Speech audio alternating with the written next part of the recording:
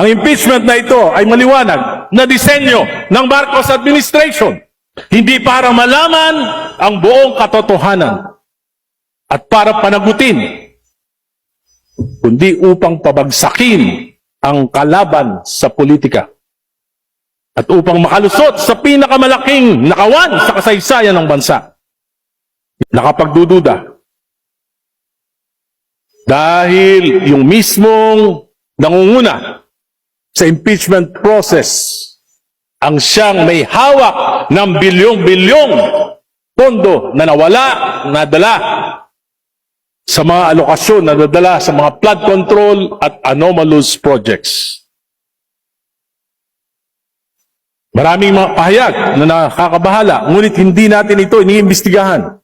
Kung susuriin lang natin ang mga allocation sa mga distrito ng mga legislators na aktibo sa impeachment process noong nakaraan, at marami pa rin mga aktibo ngayon, in particular in the 2024 and the 2025 national budget, magugulat tayo sa laki nito. Even in my opponent in the last elections, the 2025 elections, publicly admitted that she signed the impeachment of VP Sara Duterte in aid of allocation. Natatakot siya na hindi siya mabibigyan ng pondo kung hindi siya pipirma sa impeachment. These circumstances put serious doubts. Is this accountability or is this about political leverage? After the impeachment vote in the plenary, let us examine the status of the four later release allocations.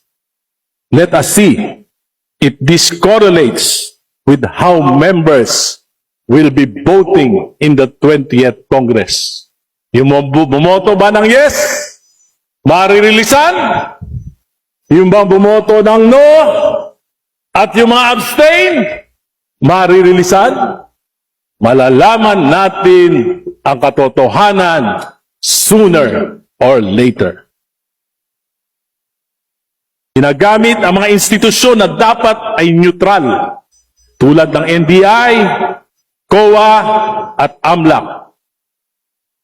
This impunity, nakakabahala po. Kailan ito titigil? Paano? Pag ako na, tulad ko, na bumabatikos, paano kung gusto kong patahimikin? Gagamitin din ba yung mga ahensya na ito? Baka magulat pa tayo. Maulit ang kasaysayan. Magamit ang mga institusyon para sa pagpapanatili sa kapangyarihan.